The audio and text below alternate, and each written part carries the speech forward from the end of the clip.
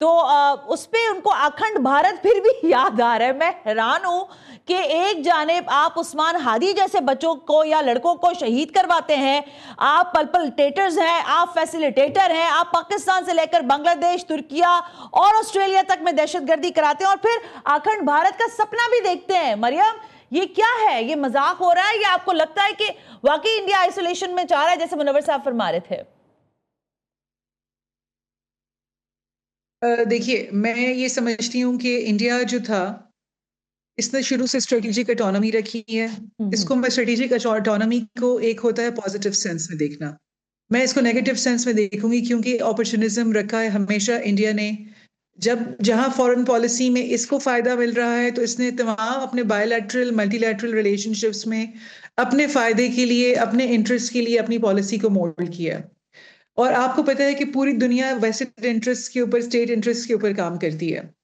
तो इसकी जो स्ट्रेटेजिक ऑटोनॉमी थी उसने कुछ अर्सा तो इसको फायदा दिया, लेकिन अब पूरे दुनिया के स्टेट्स जो हैं वो ट्रांजैक्शनल हो गए हैं अपनी फॉरेन पॉलिसी के अंदर। So they often think that India ने जब उस पॉइंट पे, जब उन स्टेट्स को कहीं जरूरत थी किसी प्रिंसिपल स्टैंड की इंडिया की तरफ से, तो इंडिया ने वो दिखाने में नाकामी दिखाई है। सही है। तो मुझे ये लगता है कि जो इंडिया की आइसोलेशन है, इंडिया की अपनी स्ट्रेटेजिक ऑटोनॉमी को जो इतना उन्होंने फियर्सली प्रमोट किया है at the cost of their other relationships, I think वो बैकफायर किया है उनके ऊपर। एक वजह ये है, नंबर वन। नंबर टू ये है कि उन्होंने नेट सिक्योरिटी प्रोवाइडर का जो फसाड अपने लिए क्रिएट किया था, वो पाकिस्तान के रिस्पेक्ट से नहीं किया था, वो उन्होंने चाइना के with respect to China develop किया था। और अपने आप को इंडो पैसिफिक स्ट्रेटजी में भी डलवाया था अमेरिका के लिए, अपने आप को एक इम्पॉर्टेंट प्लेयर की हैसियत से उसने, it had sold itself as that, like that.